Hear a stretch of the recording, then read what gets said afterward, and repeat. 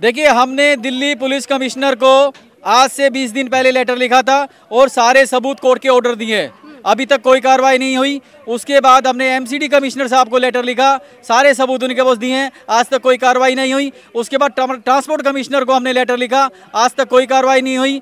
उसके बाद हमने दिल्ली हाई कोर्ट के माननीय मुख्य न्यायाधीश साहब को ये लेटर लिखा, सारे सबूत दिए, आज तक कोई कार्रवाई नहीं हुई।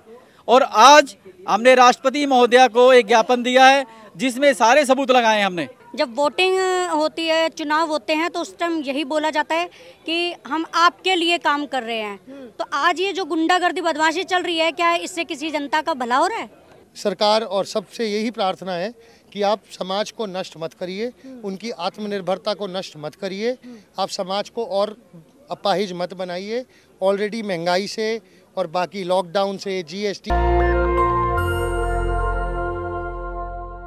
नमस्कार, मैं ज्योति यादव आप सभी का नेशनल दस्तक पर स्वागत करती हूं।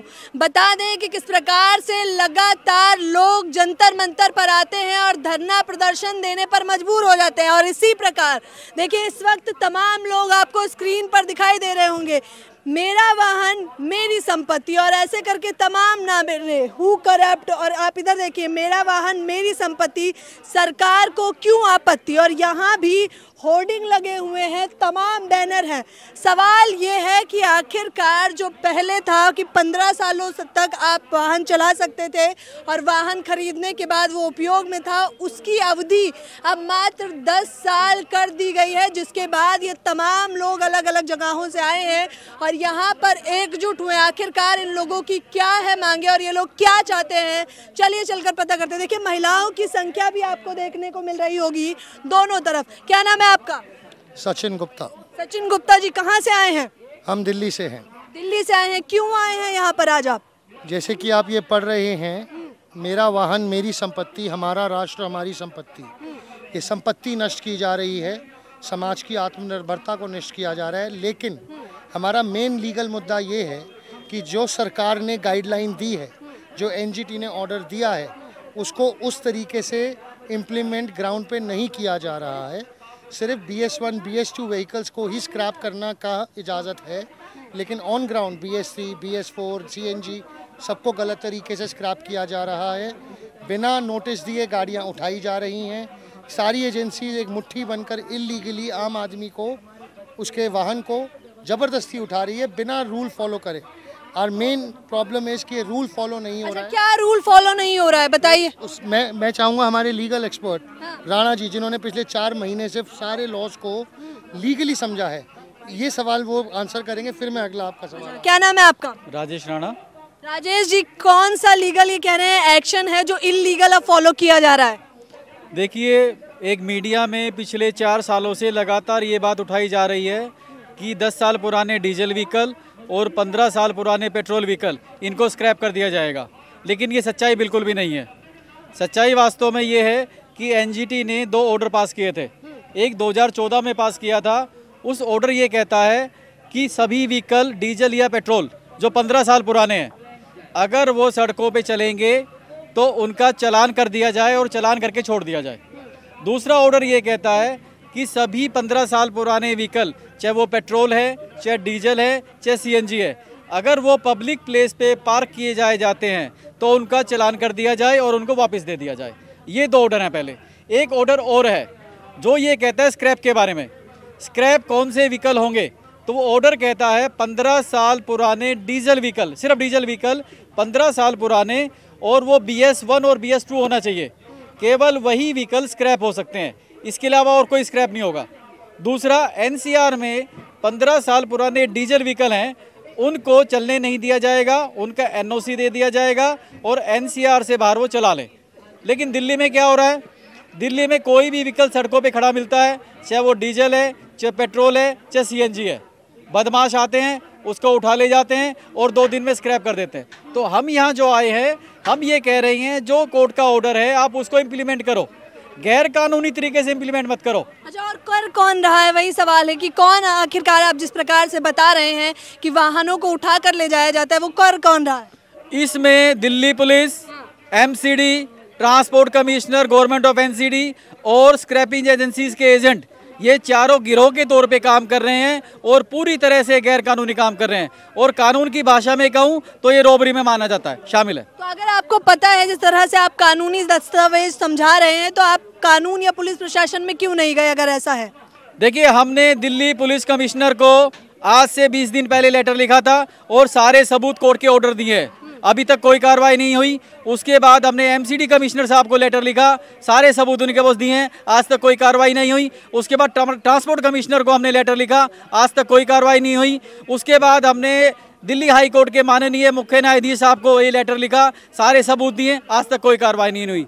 और आज हमने राष्ट्रपति महोदया को एक ज्ञापन दिया है जिसमें सारे सबूत लगाए हमने, और अपनी बात रखने के लिए, जनता को समझाने के लिए मजबूर होके आज हमें जंतर मंतर पे आना पड़ा। अच्छा, मुख्य तौर पर जो जनता देख रही है, ये नया कानून आया है और क्या क्या नुकसान हो रहे हैं उनको? देखिए, कानून तो नया नहीं है, कानून 2016 का है और कानून बड़ा साफ है कि BS-1-2 15 साल पुराना डीजल व्हीकल, क्यों, उसकी वजह है कि अब पेट्रोल वो नहीं बनता BS-1-2 का, तो उसको स्क्रैप कर दिया जाए। इसके अलावा कोई भी व्हीकल है, चाहे BS-3 है, BS-4 है, BS-6 है, उसको स्क्रैप करने का कोई नियम नहीं है। उसको आप NOC दो, NCR से बाहर कहीं भी चलाओ, कभी भी चलाओ, कोई रुकावट नहीं है। हमारी परेशानी ये है कि दिल्ली के अंदर जो देश की राजधानी है, एक माफिया, एक गिरोह के तौर पे, जिसमें 4 डिपार्टमेंट शामिल है, दिल्ली पुलिस है, MCD है, ट्रांसपोर्ट कमिश्नर है और स्क्रैपिंग एजेंसीज है, ये चारों माफिया के तौर पे गिरोह बना के काम कर रहे हैं। हमारे आपत्ति है। तो देखिए, वो तस्वीर आपको दिखाई दे रही होगी जो उन महिला ने पकड़ी है। मैं कैमरामैन से रिक्वेस्ट करूंगी कि वो आपको दिखाएं कि किस प्रकार से गाड़ियों को उठाकर इस तरह से ले जाया जाता है। साफ तौर पर जब आप वाहन चलाते हैं तो आपने मुख्य तौर पर देखा भी होगा। और देखिए, तमाम इस तरह की गाड़ियाँ इन दिनों सड़कों पर भी दिखाई देती हैं। जब लोग परेशान होते हैं, आम जनता अपना वाहन जो है खड़ा करके जाते हैं और उठाकर ले जाया जाता है। हाँ जी, क्या कहेंगे आप?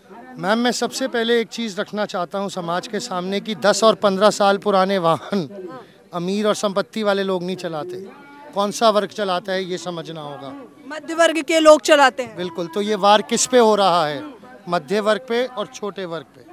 दूसरा, मैम, पहले टाइम पे जो साइकिल से स्कूटर पे जाता था, स्कूटर से छोटी गाड़ी, छोटी से बड़ी, पुरानी गाड़ी खरीद के चल जाता था, अपने को और आगे बढ़ाता था, वो भी नहीं बढ़ा सकता।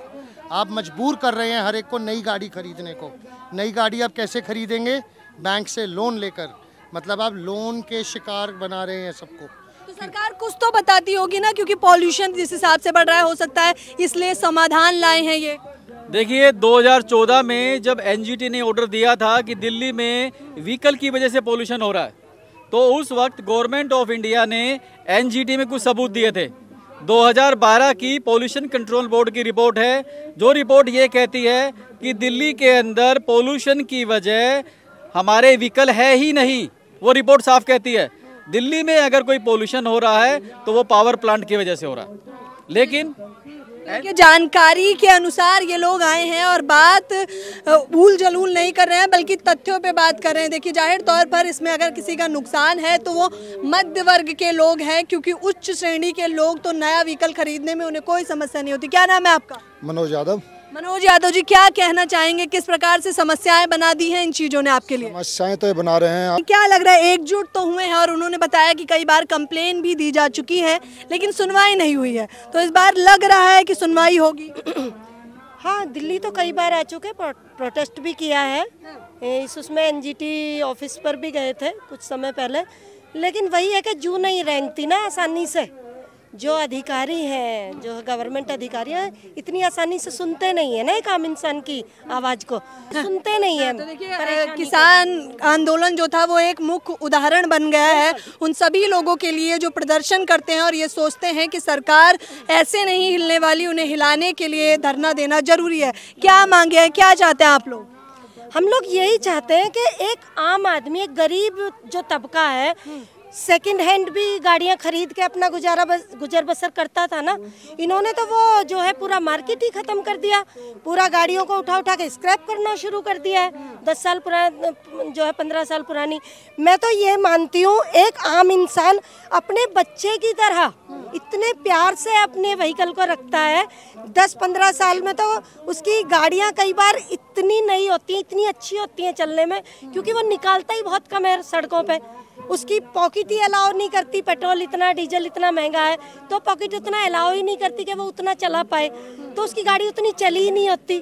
तो उसको डिसाइड करने का हक है ना कि उसकी गाड़ी जब कबाड़ होने लायक हो जाएगी वो खुद ही यूज नहीं करेगा, है ना। पर जनता इतनी समझदार है, ये कह रही है उसने मतलब इन्होंने मजबूर कर दिया है कि वो हो घर में या ना हो, उसकी गैर मौजूदगी में भी व्हीकल को घर के बाहर से उठा के और ये स्क्रैप कर दे रहे हैं। मतलब एक गुंडागर्दी, एक दादागिरी चल रही है। लेकिन 10 साल का समय तो दे रहे हैं। 10 साल का समय एक आम इंसान के लिए जो है नहीं है, पर्याप्त नहीं है वो समय, क्योंकि कोई भी आम इंसान जो नौकरी पेशा वर्ग का है वो इतना पैसा नहीं कमाता कि एक नई कार हर 10 साल में खरीद सके।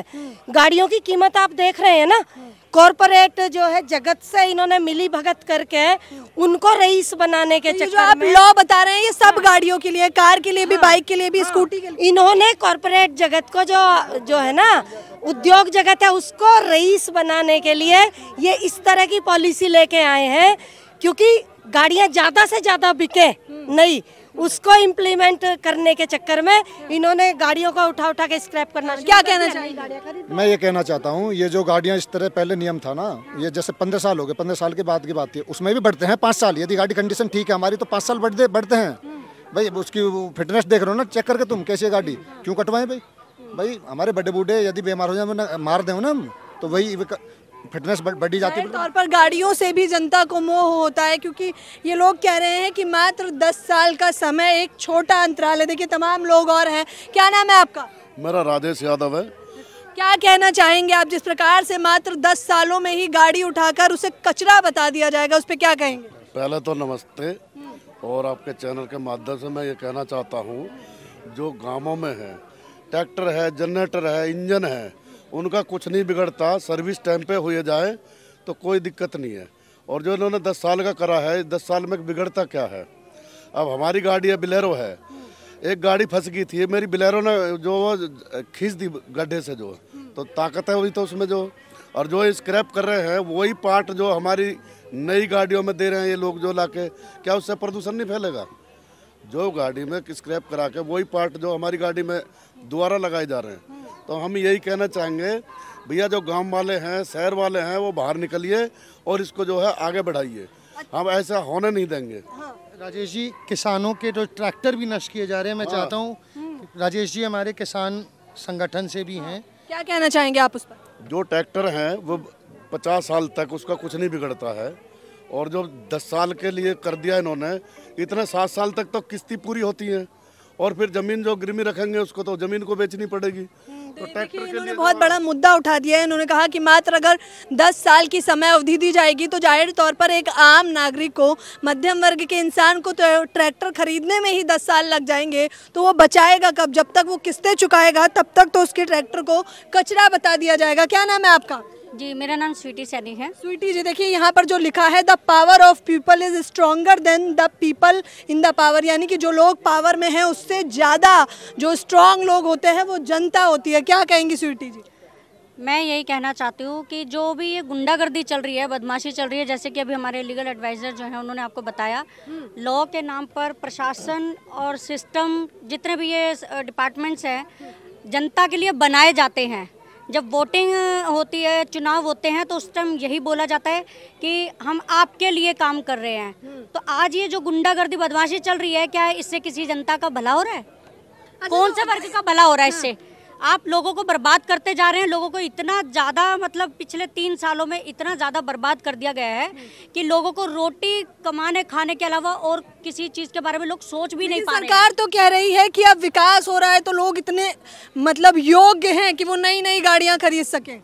कौन नई गाड़ियाँ खरीद सकता है? हमारे साथ में जैसे कि ये किसान है और एक और हमारे साथ विक्टिम है, अजय जी हैं जी, इनकी गाड़ी जो है स्क्रैप कर दी गई है। तो आप इनसे ही पूछ लीजिएगा। विक्टिम है आप? जी जी। नाम क्या है आपका? मेरा नाम अजय गुप्ता है। अजय गुप्ता जी, क्या हुआ आपके साथ? मेरी गाड़ी थी, पेट्रोल गाड़ी थी जिसमें सीएनजी लगी हुई थी, और मेरी गाड़ी का पोल्यूशन अपडेट था, हर तरीके से ठीक थी, इंजन बहुत बढ़िया था। 15 साल हुए और 15 साल 1 महीना हुआ था मेरी गाड़ी को, और स्क्रैपर एजेंसी के लोग आए और उठा के ले गए गाड़ी, क्रेन लगा के। मैं ये जानना चाहता हूँ, उन्होंने कारण बताया होगा कि समय अंतराल पूरा हो गया है। अंतराल पूरा हो गया, उन्होंने कहा कि 15 साल पूरे हो गए।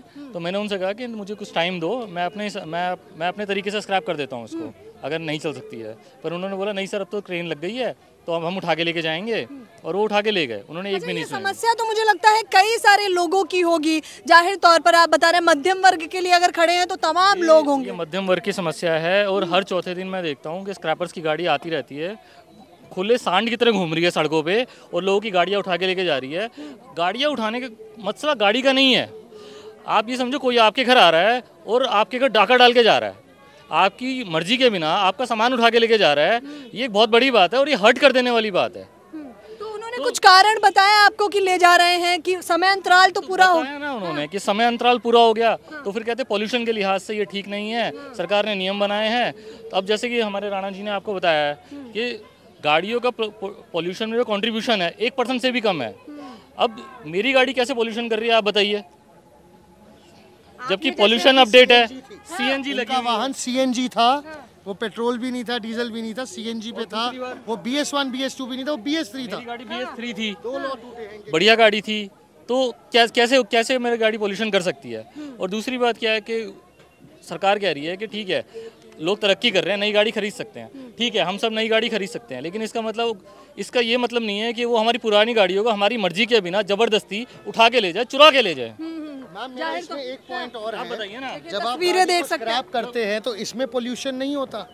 जब आप नई गाड़ी बनाते हैं उसमें पोल्यूशन नहीं होता। फैक्ट्रियों में दिन रात बिजली फूक के आप पूरी दुनिया से पार्ट्स इकट्ठे कर करके, ट्रांसपोर्ट से, शिप से, डीजल खर्च करके, इतने पार्ट्स इकट्ठे करके जमा करके गाड़ी बनाते हैं। उस गाड़ी को, नई गाड़ी को बनाने में प्रदूषण नहीं होता, पुरानी गाड़ी को ख़त्म करते हुए प्रदूषण नहीं होता। हमारी जब चलती है तभी प्रदूषण होता है। ये सवाल जो है ये आम जनता के सवाल हैं और ये तमाम लोग पूछने को मजबूर हो गए हैं। ये लोग कह रहे हैं, इससे पहले भी आपने प्रदर्शन किए हैं इस बारे में? जी, हम लोग इससे पहले भी 16 नवंबर को एनजीटी पर भी हम लोग गए थे प्रदर्शन के लिए। और एक सवाल और है इसमें बनता है, जैसे कि अभी अगर सरकार को जो है जितने भी ये एमसीडी या जितने भी डिपार्टमेंट है, ये अगर इनको इतनी चिंता हो रही है पर्यावरण की, प्रदूषण की, तो जो अभी ये लोग बैटरी वाले व्हीकल्स के, इलेक्ट्रिक व्हीकल्स की जो इतना ज़्यादा प्रचार कर रहे हैं, उसकी अगर आप स्टडी करेंगे तो क्या उससे प्रदूषण कम हो रहा है? उसकी लिथियम के ऊपर आप स्टडी कीजिए। उसके अंदर जो बैटरी का यूज हो रहा है उससे क्या प्रदूषण कम होगा? अगर हम पर्यावरण की चिंता है तो उसको रोकिए ना, उसका प्रचार क्यों कर रहे हैं? तो लोगों को, जो मिडिल क्लास फैमिलीज है, जो लोअर क्लास फैमिलीज है, उनको बर्बाद करके क्या ही प्रदूषण खत्म होगा क्या? आप उसका प्रचार जो कर रहे हैं उससे जो प्रदूषण हो रहा है उसकी जानकारी लोगों को दीजिए। जाहिर तौर पर सरकार जिस प्रकार के विज्ञापन करती है, और तब तो विज्ञापन करते वक्त वो कमियां नहीं बताते, बस लाभ बताते हैं, तो वही सवाल लेकर है। मैडम एक बात और है कि अगर कोई भी आदमी कानून के हिसाब से चलता है तो उसे बल प्रयोग की आवश्यकता नहीं होती है। फिर क्या कारण है, ये जो स्क्रैपर एजेंसियां हैं इन्होंने अपने ऑफिस में बाउंसर हायर कर रखे हैं। जो आम आदमी अपनी गाड़ी की जानकारी लेने जाता है या पेमेंट लेने जाता है, उससे डील बाउंसर क्यों करते हैं? इनके अधिकारी क्यों नहीं करते? अच्छा, आपके साथ ऐसा हुआ है? मेरे साथ हुआ है। नेताजी सुभाष, सर एक मिनट, नेताजी सुभाष पैलेस में पाइन व्यू स्क्रैपिंग एजेंसी का ऑफिस है डी मॉल में। तो वहाँ पे इन्होंने एक रिसेप्शनिस्ट खड़ी कर रखी है और उसके साथ एक बाउंसर खड़ा कर रखा है। मैं ये जानना चाहता हूँ कि भाई बाउंसर को खड़े करने की क्या जरूरत है? अगर आप जनता को डराने का किस प्रकार से प्रयास किया जा रहा है? हाँ, मैंने कई बार फोन किया। मैं भारतीय किसान संगठन से हूँ। ये जो बदमाशी कर रहे हैं ना स्क्रैप कंपनियां जो हैं, हमें ना चैलेंज करते हैं, समय धर लो, टाइम धर लो, अपने बाउंसर ले आओ, अपने जितने वो ले आओ, फोर्स टाइम धर लो। हमारी गाड़ी उठा के, हमारी जो हमारे टाइम निकल चुका है, कई गाड़ी हमारे संगठन की ऐसी ही चल रही हैं और हमारे आसपास की भी। अगर इनमें हिम्मत हो, दम हो, उठा के दिखा दें हमारी गाड़ी को। बिल्कुल इनके घर वाले भी चुनौती देने जैसा। बिल्कुल हमें ला की पता है ना सर, चुनौती देने क्योंकि बिल्कुल गैर कानून तरीके से कर रहे हैं, इसलिए कह रहे हैं हम तो हाथ गोडे तोड़ेंगे, बिल्कुल तोड़ेंगे। हम अपनी संपत्ति को बचाने के लिए, ये भी एक संविधान में लिखा है, क्योंकि मेरा वाहन मेरा संपत्ति बता रहे हैं। बिल्कुल हाथ गोडे तोड़ देंगे, बिल्कुल इनके चेहरे बदल देंगे, इनके उठा के दिखा दो ना, समय धर लो, उठा के दिखा दो, हमें पता। मैं बताता हूँ जी, यहाँ पर। अच्छा, ये किसकी तस्वीर है? पहले आप हाँ देखिए, कॉर्पोरेट देखिए जिस प्रकार से कुछ समझा रही है तस्वीरें, क्योंकि जिस प्रकार से ये लोग जब गाड़ियां उठाई जाती हैं तो कारण बताया जाता है कि इनसे पॉल्यूशन हो रहा है। अगर 15 अब तो वो 15 समय का समय अंतराल भी 10 साल कर दिया गया है, ये बताते हुए कि पॉल्यूशन को कम करने के लिए ये समाधान अच्छा है। लेकिन ये लोग ये सवाल कर रहे हैं कि जो कंपनियों से प्रदूषण होता है उसका क्या? प्रदूषण के मामले में मैं थोड़ा अलग ही पॉइंट रखूंगा आपके सामने। पुराने समय में चूने से मकान बनते थे और अब सीमेंट से मकान बनते हैं। ऐसी तकनीकी हमारे जो देसी पे काम करने वालों ने उन्हें खोज रखी है। गाय के गोबर में कुछ चूना और कुछ मिट्टी मिला के 1000 साल तक वो ईंटें गलेंगी ना जलेंगी। तो उनसे अगर प्रदूषण की ही चिंता है, आप जैसे पत्रकार सवाल करते हैं कि प्रदूषण के नाम पे हो रहा है ये, तो उसको क्यों नहीं आगे बढ़ा रहे? अच्छा, क्या चाहते हैं? मुख्य तौर पर तमाम लोग आपको देख रहे हैं, आप क्या कहना चाहेंगे और क्या मांगे? मैं ये कहना चाहूँगा जी, इस देश में कानून नाम की कोई चीज़ नहीं बची है।